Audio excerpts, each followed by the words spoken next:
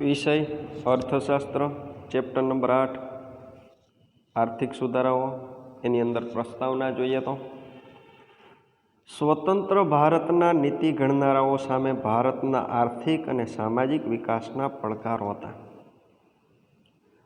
તો કે ભાઈ દેશ આઝાદ થયો પછી તો કે ભાઈ જે નીતિ ઘડનારાઓ હતા એની સામે શું પડકાર હતો? તો કે ભાઈ દેશનો આર્થિક રીતે વિકાસ કરવો, દેશનો સામાજિક રીતે વિકાસ કરવો.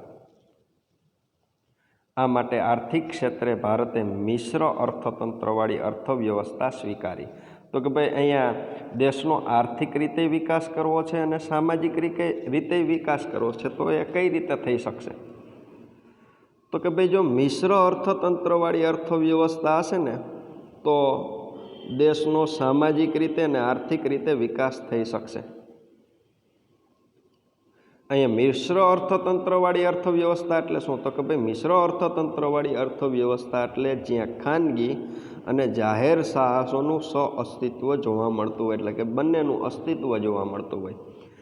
કેટલાક એકમો એવા હોય કે જેની માલિકી છે એ સરકારની હોય, કેટલાક એકમો એવા હોય કે જેની માલિકી છે એ જે તે વ્યક્તિઓની હોય. બરોબર છે?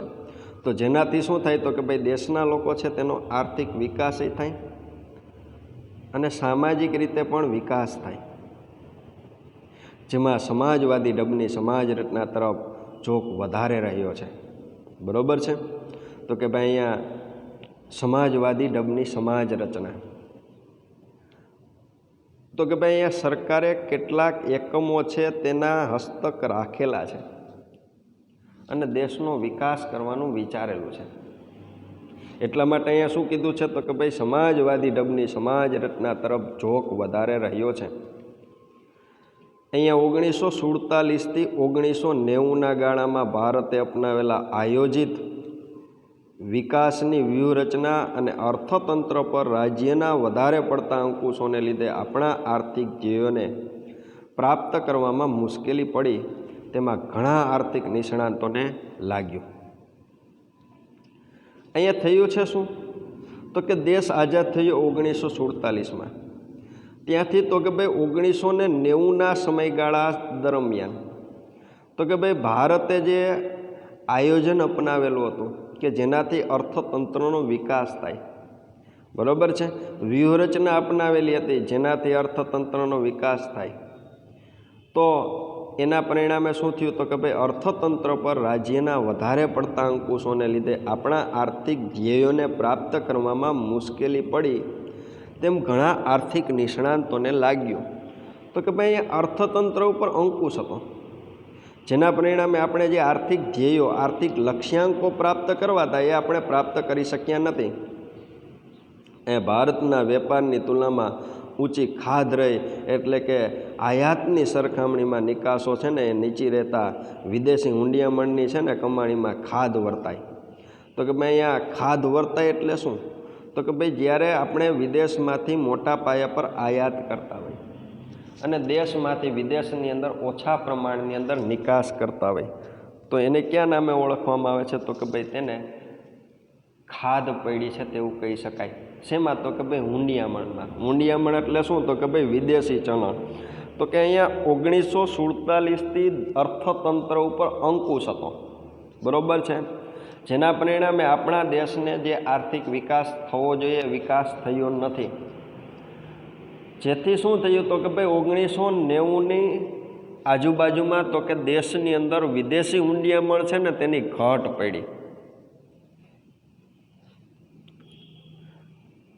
અને ભારતે વિદેશી સંસ્થાઓ પાસે મદદ લેવી પડતી હતી. તો કે ભાઈ એ સમયગાળા દરમિયાન શું હતું? તો કે ભાઈ આપણી પાસે હુંડિયામણ નહોતું, વિદેશી સંસ્થાઓ પાસે તો કે ભાઈ આપણે નાણાકીય મદદ લેવી પડતી હતી. એ દુનિયાના વિકસિત દેશો તથા આંતરરાષ્ટ્રીય નાણાં સંસ્થાઓએ પણ ભારતને નાણાકીય સહાય આપવા માટે પૂર્વ શરત મૂકી કે ભારત પોતાની આર્થિક નીતિઓમાં પરિવર્તન કરે અને અર્થતંત્રને રાજ્યના અંકુશમાંથી મુક્ત કરે. તો કે ભાઈ અહીંયા વિકસિત દેશો પાસે આપણે નાણાં લેવા જતા, પછી તો કે ભાઈ આંતરરાષ્ટ્રીય નાણાકીય સંસ્થાઓ હતી એની પાસેથી આપણે નાણાં લેવા જતા. તો થયું શું? તો કે એ લોકોએ શરત મૂકી. કેવી શરત મૂકી? તો કે ભાઈ તમારી જે આર્થિક નીતિ છે ને એમાં તમે ફેરફાર કરો અને પછી તમે ભારતમાંથી છે ને પછી અમે ભારતને નાણાં આપીશું. તો કે ભાઈ આપણી આર્થિક નીતિ કેવી હતી? તો કે ભાઈ વિદેશની કોઈ કંપની છે, વિદેશનો કોઈ ધંધાર્થી છે, એ ભારતની અંદર સરળતાથી વેપાર કરવા માટે આવી શકતો ન હતો. આવી આપણી આર્થિક નીતિ હતી. બરાબર છે. તો અહીંયા આંતરરાષ્ટ્રીય નાણાકીય સંસ્થાઓએ ભારતને આવી શરત મૂકી અને અર્થતંત્રને રાજ્યના અંકુશમાંથી શું કીધું? તો કે ભાઈ મુક્ત કરો. તો કે ભાઈ બધી પ્રવૃત્તિઓ ઉપર કોનો અંકુશ હતો? તો કે ભાઈ સરકારનો અંકુશ હતો.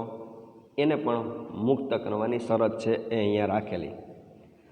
માટે ભારતે આર્થિક નીતિઓમાં પરિવર્તન કર્યું તથા તે માટે જરૂરી સંસ્થાગત અને કાયદાકીય ફેરફારો પણ કર્યા. તો કે જેના પરિણામે ભારતે દેશની આર્થિક નીતિમાં શું કર્યું? તો કે ભાઈ ફેરફાર કર્યો અને એમાં કાયદાકીય રીતે ને સંસ્થાગત છે ને ફેરફાર કર્યો. બરાબર. તો કે ભાઈ 1991ની આર્થિક નીતિના પરિવર્તન માટેના હેતુઓ આપણા માટે પ્રશ્ન છે. તો કે ભાઈ 1991ની અંદર આર્થિક પરિવર્તનો થયા એની પાછળના કયા હેતુઓ છે ભાઈ?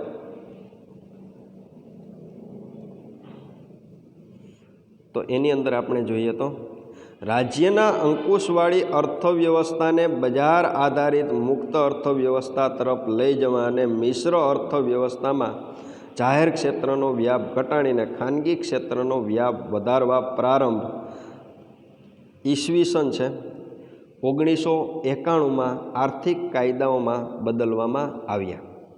તો કે અહીંયા થયું શું? તો કે ભાઈ આપણી દેશની વ્યવસ્થા કેવી હતી? તો કે ભાઈ જેના ઉપર રાજ્ય સરકાર હતો તેનું સંપૂર્ણ અંકુશ હતો. તો કે ભાઈ આપણે જે તે રાજ્યની વાત કરી એની અંદર જે કામગીરી થતી હોય એ મોટા ભાગની કામગીરી છે એ સરકાર હસ્તકની હતી. બરાબર છે. તો કે ભાઈ સરકારની માલિકી વધુ હોય એટલે કે ભાઈ આપણું અર્થતંત્ર હતું એની અંદર શું હતું? તો કે ભાઈ એ ખાનગી ક્ષેત્ર હતું ને એનો વ્યાપ ઓછો હતો ને જાહેર ક્ષેત્ર છે ને એનો વ્યાપ વધુ હતો.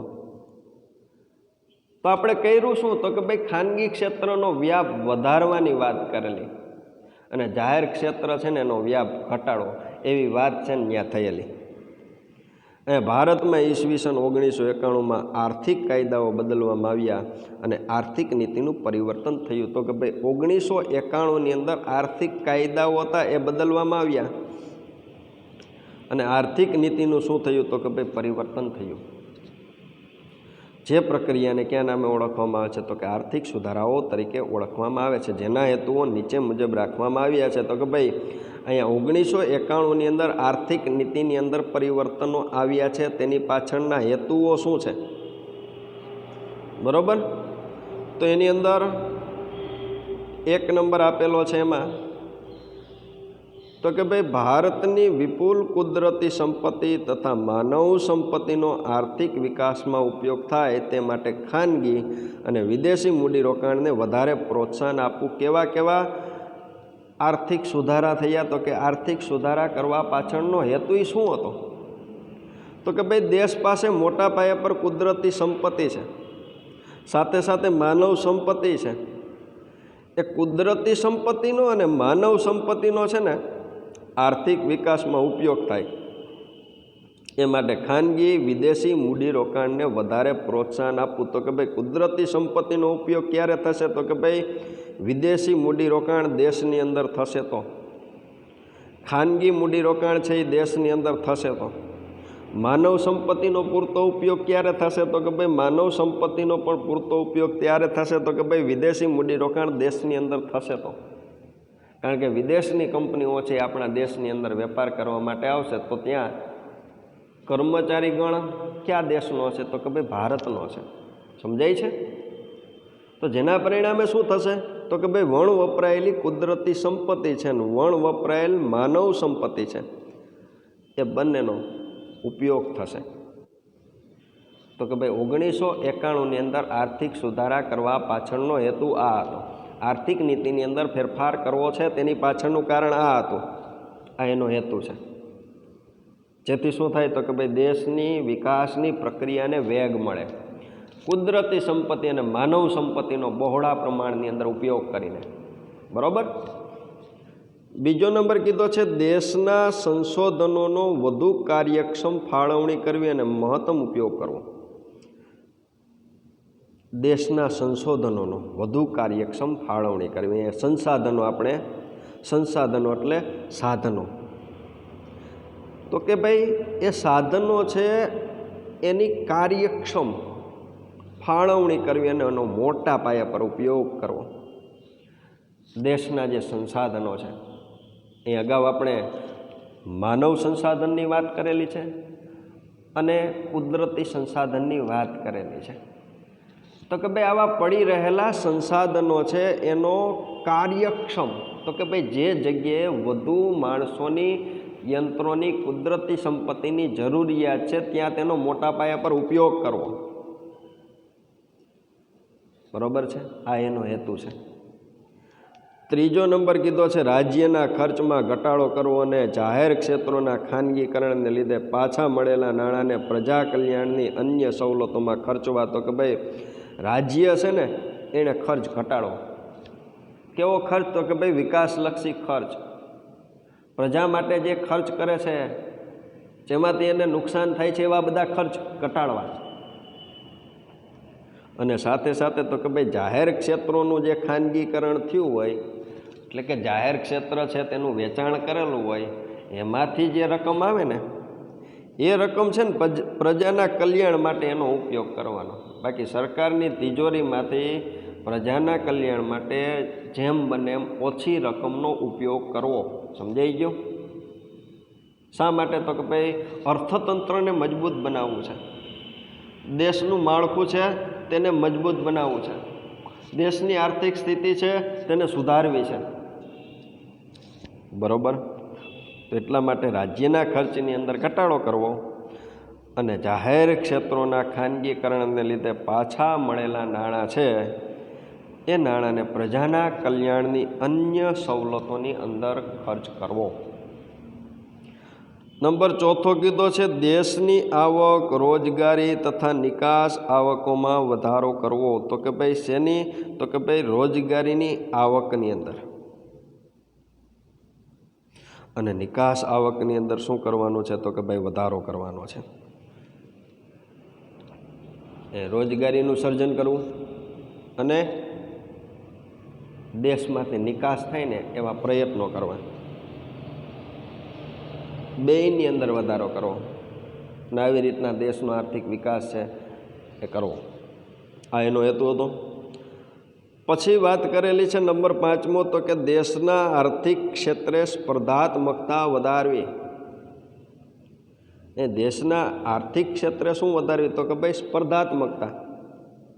તો કે ભાઈ દેશની અંદર વિદેશી કંપનીનું મૂડીરોકાણ થાય, આપણા દેશની કંપનીનું મૂડીરોકાણ થાય, વિદેશના ઉદ્યોગો છે એ દેશની અંદર આવીને ઉત્પાદન કરે, આપણા દેશના સાહસિકો છે એ ઉદ્યોગોની સ્થાપના કરે અને ઉત્પાદન કરે અને બંને વચ્ચે છે ને ભાઈ હરીફાઈ થાય.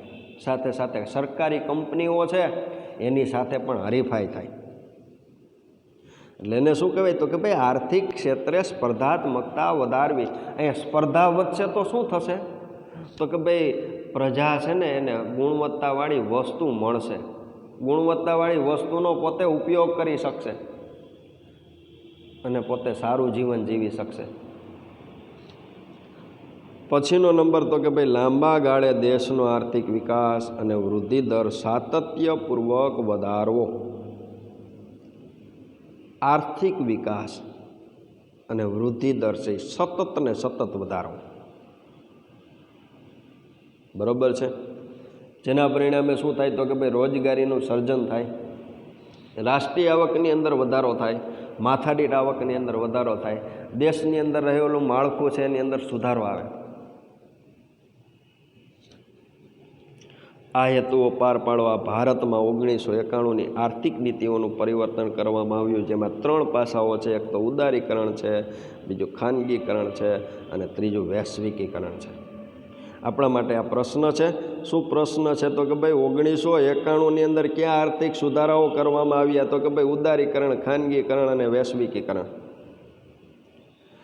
તો કે દેશની અંદર ઉદારીકરણ, ખાનગીકરણ અને વૈશ્વિકીકરણ ક્યારથી લાવવામાં આવ્યું? તો કે ભાઈ 1991થી. બરાબર છે. તો અહીંયા આ શું છે? તો કે ભાઈ એના હેતુઓ છે. તો અહીંયા આપણે જોઈએ તો 1991ની અંદર આવી બધી પરિસ્થિતિઓ છે, એની અંદર સુધારો લાવવા માટે આર્થિક સુધારાઓ છે તે કરવામાં આવ્યા હતા. હવે આપણે આગળ જોઈએ તો વાત આવેલી છે તો કે ભાઈ ઉદારીકરણ.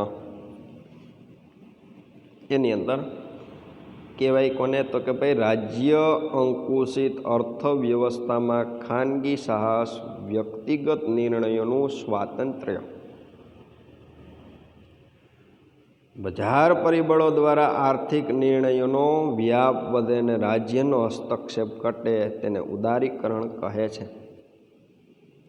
તો કે અહીંયા શું કરવાનું છે? તો કે ભાઈ અહીંયા રાજ્યની અંકુશિત અર્થવ્યવસ્થામાં ખાનગી સાહસો છે, વ્યક્તિગત નિર્ણયો છે, એને સ્વતંત્રતા મળે. દાખલા તરીકે 1991 પહેલાંની સ્થિતિ શું હતી? તો કે ભાઈ આપણે આપણા ઉદ્યોગમાં જે વસ્તુનું ઉત્પાદન કરીએ છીએ એની કિંમત પણ કોણ નક્કી કરતું? તો કે ભાઈ સરકાર નક્કી કરતી.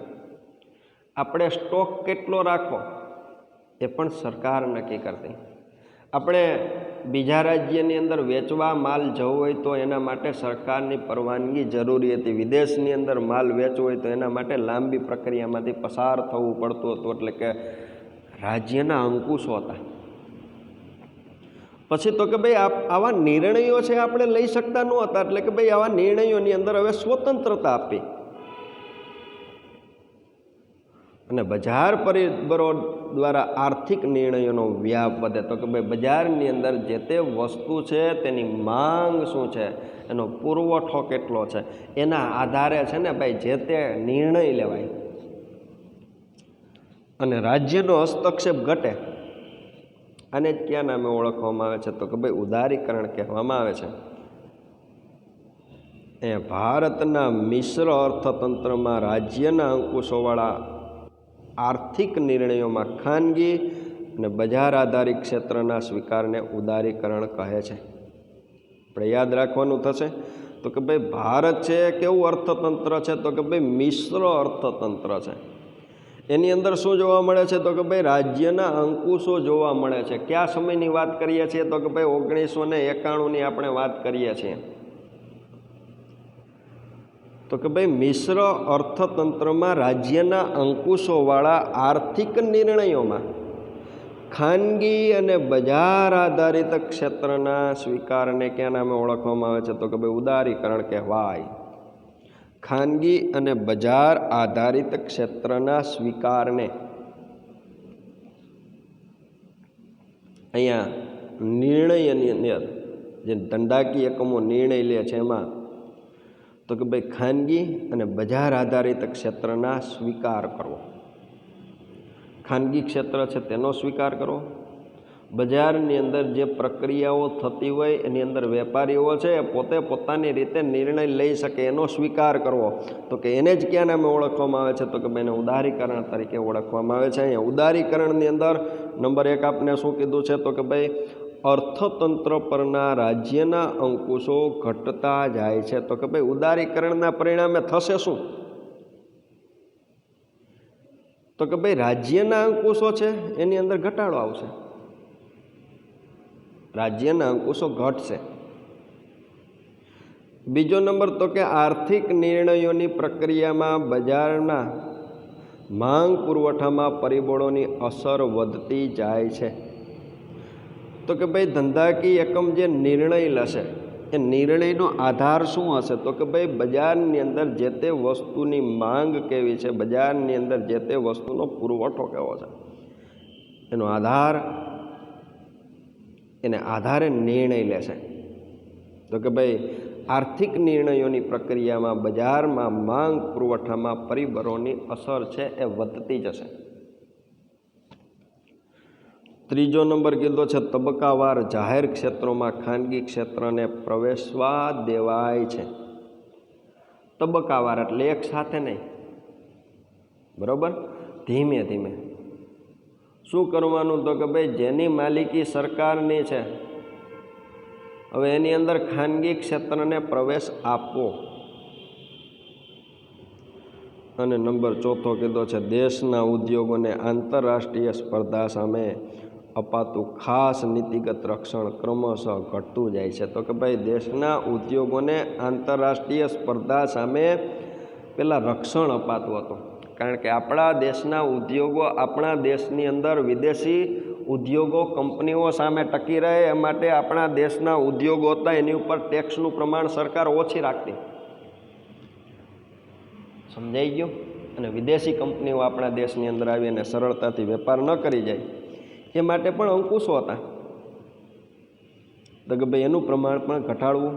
એટલે કે રાજ્ય દેશના ઉદ્યોગો અને વિદેશી ઉદ્યોગો બાબતે કેવા બની જાય? તો કે ભાઈ તટસ્થ બની જાય. વિદેશી ઉદ્યોગ હોય તોય ભલે ને દેશનો ઉદ્યોગ હોય તોય ભલે, જેનામાં ક્ષમતા હોય ને એ આગળ વધી શકશે. એમાં સરકાર છે ને કોઈ પણ પ્રકારનો કંઈ હસ્તક્ષેપ કરશે નહીં. આવું આર્થિક સુધારાની અંદર નક્કી કરવામાં આવ્યું. આ બધી બાબતો છે તેને ઉદારીકરણ કહેવામાં આવે છે. આ બધી બાબતોની અંદર સરકાર છે એ ઉદાર બની ગઈ, એટલે કે સરકારનો હસ્તક્ષેપ ઘટાડી દીધો. અને ઉદારીકરણની અંદર આવું બધું થવા માંડ્યું. બરોબર છે? હવે આપણે જોઈએ તો ભારતમાં ઉદારીકરણની પ્રક્રિયા એની અંદર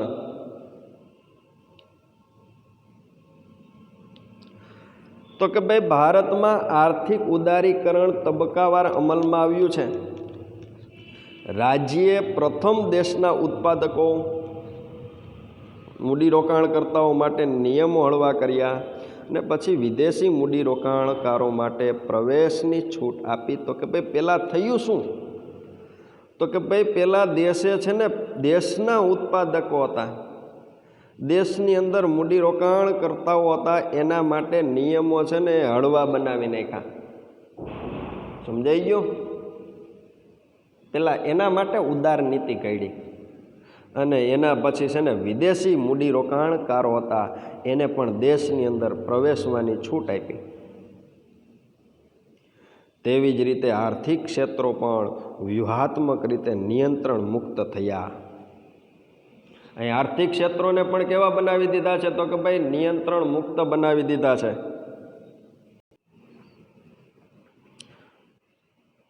અહીંયા થયું છે શું? તો કે ભાઈ તેવી જ રીતે આર્થિક ક્ષેત્રો પણ વ્યૂહાત્મક રીતે નિયંત્રણ મુક્ત થયા. દાખલા તરીકે પહેલાં વપરાશના ક્ષેત્રો મુક્ત થયા, પછી જાહેર સેવાના અને નાણાં બજારને પણ શું કરાયું? તો કે ભાઈ મુક્ત કર્યું.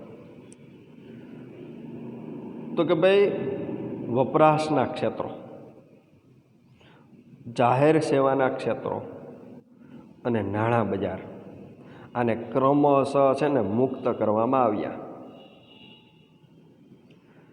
આર્થિક નીતિઓનું પરિવર્તન કે જેને ઘણા આર્થિક સુધારા કહે છે, જેનો અમલ કરવા માટે આર્થિક કાયદાઓમાં પરિવર્તન કરવું પડે છે.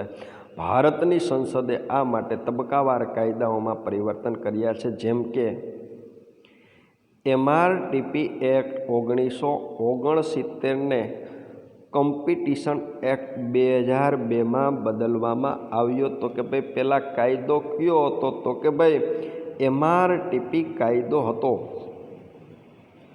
હવે એને કયો કાયદો કરી નાખેલો છે? તો કે ભાઈ કોમ્પિટિશન એક્ટ કરી નાખેલો છે. ક્યારે? તો કે ભાઈ 2002ની અંદર.